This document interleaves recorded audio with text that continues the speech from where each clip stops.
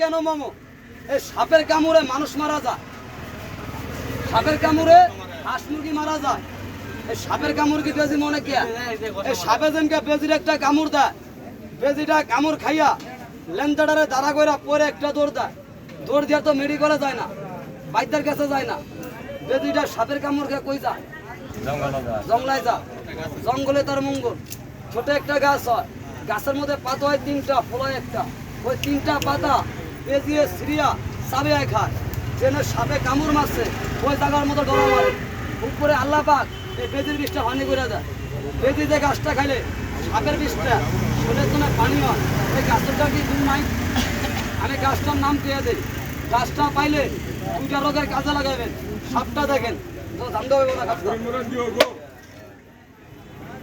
এই থামানো, আমি কোন পিসির মধ্যে বাড়ি মারি থামানো। কদু মাদের দাঁত দেখছেন নি? ওরা সালমান খান। হ্যাঁ বেজি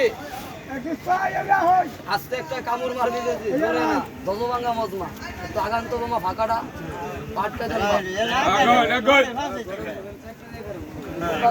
সাবধান, গরম পিছাই না যায়।